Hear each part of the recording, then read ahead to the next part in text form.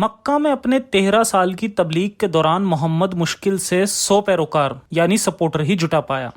उनमें से अधिकांश गुलाम थे और मुआशरे के निचले तबके के जवान लोग थे। पैरोकारों की संख्या आखिर इतनी कम क्यों थी? आइए गैर मुस्लिम मक्का वासियों से ही पूछते हैं। क्योंकि हम में से ज्यादातर न तो उसे पसंद करते हैं और न ही उस पर भरोसा करते हैं। उसने हमारी रिवायतों का मजाक उड़ाया, हमारे बाप दादा को गालियां दी, हमारे मजहब को बदनाम किया, हमारे बीच फूट डाली और हमारे माबूदों की बेहुरमती की। अगर हम वापस बेहुरमती करते हैं तो वे खून खराबे पर उतर आते हैं और इस पर फक्र भी महसूस करते हैं। जैसे कि उनके इबादत करने के दौरान जब हमने उनका मजाक उड़ाया तो एक मुसलमान साद इब्न अबू बकास ने उनके जबड़े की हड्डी लेकर हम में से एक को चोट मारकर जख्मी कर दिया।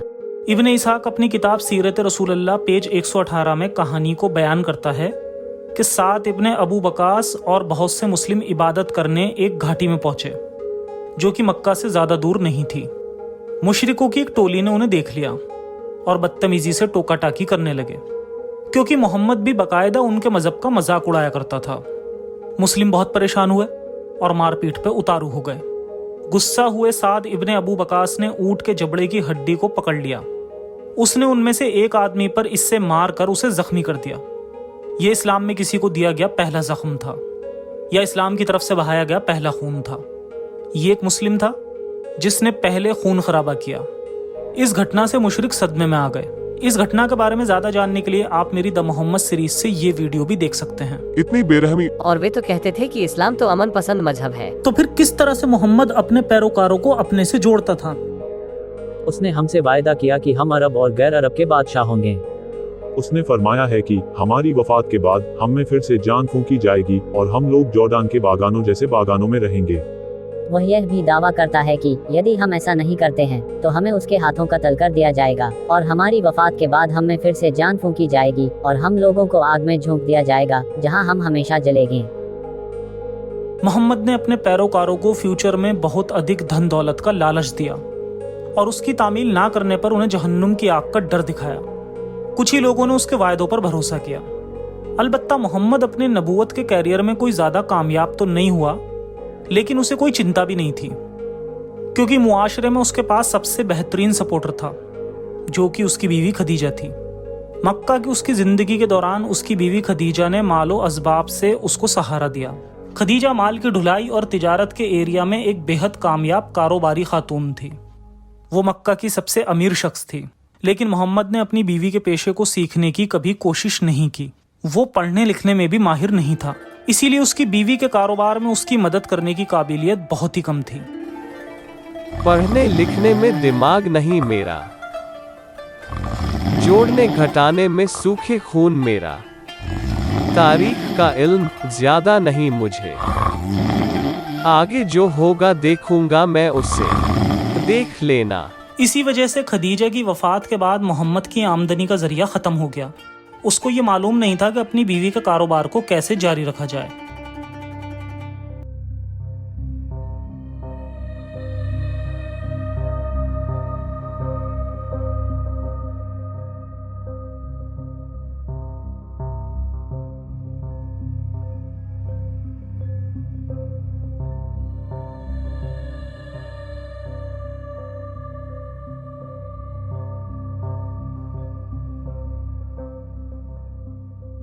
क्योंकि उसके लिए मक्का के कुरैशी मुआशरे से कोई सहारा नहीं था, इसलिए पैगंबर मोहम्मद ने मक्का के बाहर नए पैरोकारों को ढूंढने की कोशिश की। अल मुथाना इब्ने हरीस एक बेदोइन सरदार था जिसके कबीले को फारस की सल्तनत की सरपरस्ती यानी संरक्षण मिला हुआ था। पैगंबर मोहम्मद ने अल मुथाना का सरपरस्ती पाने की उम्मीद में अल मुथाना से मुलाकात की। क्या आप इस्लाम की दावत को कबूल करेंगे और मुझे सरपरस्ती देंगे ताकि मैं अपने अल्लाह का पैगाम लोगों तक पहुंचा सकूं? नहीं, मैं ये नहीं कर सकता क्योंकि मैं फारस के शहंशाह खुसरो के साथ हुए अपने मुआहदे को तोड़ना नहीं चाहता।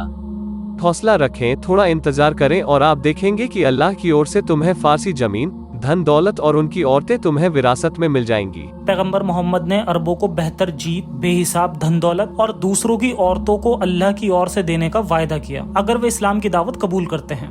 इससे पता चलता है कि गैर मुसलमानों के अमन और खुशहाली के लिए उसके मन में कोई सम्मान नहीं था और उन्हें गालियां देना वाजिब समझता था। पैगंबर मोहम्मद ने एक बनु बकार कबीले के सरदार से कांटेक्ट किया। क्या आप इस्लाम कबूल करोगे और मुझे सरपरस्ती दोगे? हमारी फारसी सल्तनत से जंग बंदी और सरपरस्ती है, इसलिए हमें तुम्हारे मजहब की कोई जरूरत नहीं है। अगर आप अल्लाह में एतबार करते हो और अगर अल्लाह जंग के बाद आपको जिंदा रखने का फैसला करता है तो आप जिंदगी के मजे लोगे। आप फारसी घरों में रहोगे और फारसी औरतें तथा फारसी गुलाम मर्द तुम्हारे पास होंगे।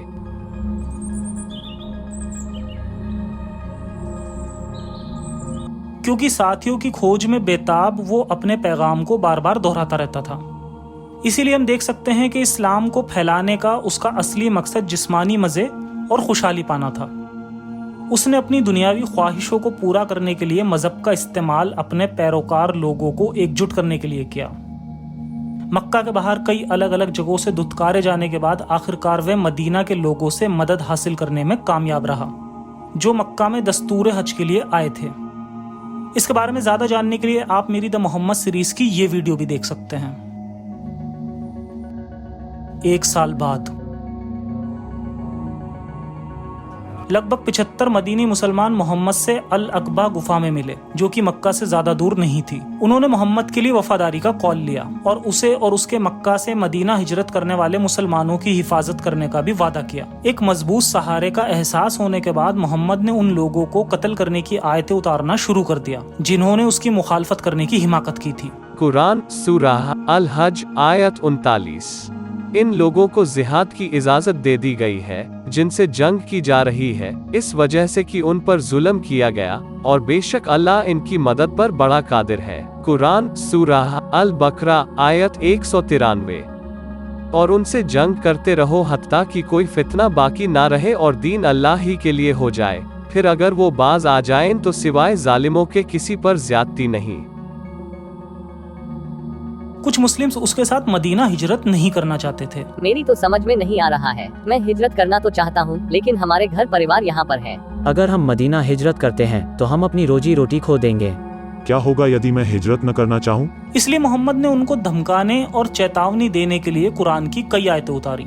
कुरान सूरह अल अनफाल आयत 72। और जो लोग ईमान लाए मगर हिजरत न की तो तुम्हें उनकी दोस्ती से कोई सरोकार नहीं जब तक कि वो हिजरत न कर लें।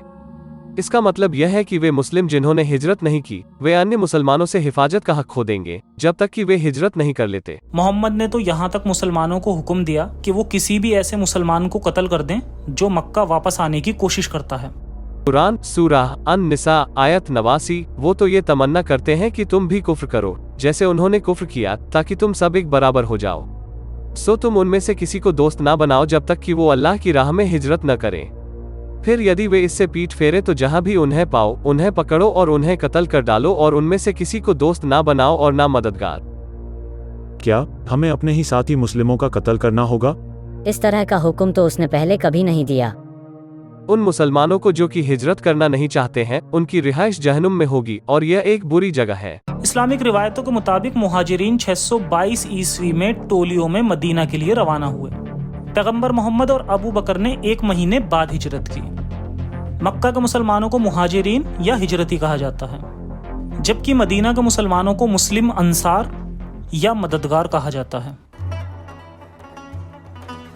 7 महीने बाद मदीना में 7 महीने रहने के बाद मक्का के मुस्लिम हिजरात अभी भी घोर गरीबी में जिंदगी बिता रहे हैं। फारसी शहनशाह और बैजेंटाइन के बादशाह खोसरो की मिल्कियत की दौलत हासिल करने के इसके वादे का मजहर कहाँ है?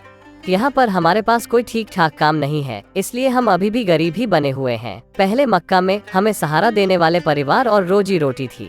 हमें यहाँ हर समय भूखे ही रहना पड़ता है। न केवल वो गरीब थे बल्कि उनके शरीर भी बेहद गंदे थे और उनसे भेड़ की बास आती थी क्योंकि वो कभी कभार ही नहाते थे।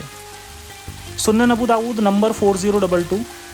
अबू बुर्दा ने फरमाया कि मेरे अब्बू ने मुझसे कहा था, मेरे बेटे अगर तुमने हमें अल्लाह के नबी के समय देखा होता और हम पर बारिश गिर जाती तो तुमने सोचा होता कि हमारी बास भेड़ की बास है। यहाँ तक कि खुद मोहम्मद की जुएं हो रखी थीं। हदीस सही बुखारी जिल्द 4 किताब 52 नंबर 47। अल्लाह के रसूल हराम बिन्त मिल्हान से मिलने जाया करते थे जो कि उन्हें रियाल देती थी। हराम उबादा बिन अस-समीत की बीवी थी। अल्लाह के रसूल एक बार उससे मिलने गए और उसने उसे खाना खिलाया और उसके सिर में जुएं निकालने लगी। पैगंबर मोहम्मद ने किसी भी मर्द पर किसी भी पराई औरत के साथ अकेले रहने पर पाबंदी लगाई हुई थी, जो कि उसकी बीवी या नजदीकी रिश्तेदार ना हो। लेकिन वह खुद अपने दोस्त की बीवी से बार बार मिलने जाया करता था, जबकि वो अपने घर में अकेली होती थी। यहाँ तक कि उसने एक लंबे समय तक अपने सर पर हाथ चलाने के लिए भी कहा। मुनाफिक पैगंबर उसके खुद के बनाए नियमों की धड़ल्ले से धज्जियां उड़ाता था, जिनका पालन करने की उम्मीद वह दूसरों से किया करता था। पैगंबर मोहम्मद को मालूम था कि उसे अपने मुहाजिरीन के बुरे हालात को सुधारने के लिए और अमीरी तथा खुशहाली लाने के लिए और अपने लंबे चौड़े वादों को पूरा करने के लिए कुछ न कुछ तो करना ही होगा।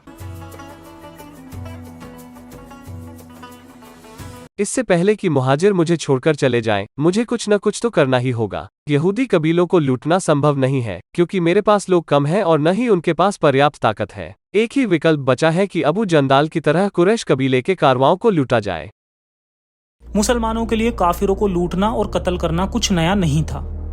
पहले भी मोहम्मद के पैरोकार जैसे कि अबू जंदाल, अबू बसीर और उसके मुस्लिम टोले दमिश्क सीरिया की ओर जाते हुए कुरैश कारोबारियों को लूटने और मारने का काम किया करते थे। मोहम्मद ने मुसलमानों का नया गिरोह बना दिया था। ए मेरे लोगों, पहले ही अल्लाह ने हमें उन लोगों के खिलाफ जिहाद की इजाजत दे दी है जिन लोगों ने हम पर जुल्म किया। बेशक अल्लाह हमें जीत दिलाने में सक्षम है। हमें अपने घरों से सिर्फ इसलिए बेघर कर दिया गया क्योंकि हम कहते हैं कि हमारा खुदा अल्लाह है। हम कुरैश कारवाओं पर हमला कर उन्हें लूट लेंगे। क्या अल्लाह असल में ही हमें काफिरों के माल को लूटने की इजाजत देता है? जरूर, अल्लाह ने मुझे काफिरों को लूटने की इजाजत दी है। अल्लाह ने मुझे माल ए गनीमत हलाल कर दिया है, जो कि मुझसे पहले किसी और के लिए हलाल नहीं था। मुझे दुश्मनों के दिल में खौफ पैदा करने की मदद दी गई है। मुझे ऐसे अल्फाज दिए गए हैं जो कि हैं तो बहुत थोड़े, लेकिन उनका मतलब बहुत गहरा है। और जबकि मैं सोया हुआ था, तब पूरी दुनिया की दौलतों की चाबियां मेरे हाथ में थमा दी गईं। हदीस सही बुखारी जिल्द 4 चैप्टर 88 पेज 108। इब्ने उमर ने फरमाया कि पैगंबर ने कहा था कि मेरी रोजी रोटी का जरिया मेरे भाले के तले है, और जो भी मेरे हुक्म की नाफरमानी करता है उससे जजिया वसूल कर उसे जलील किया जाएगा। फुटनोट नंबर 1 कहता है, मेरे भाले के तले है का मतलब है माल गनीमत से। मेरी रोजी रोटी का जरिया मेरे भाले तले है, और जो कोई भी मेरे हुक्म की नाफरमानी करता है उससे जजिया वसूल कर उसे जलील किया जाएगा।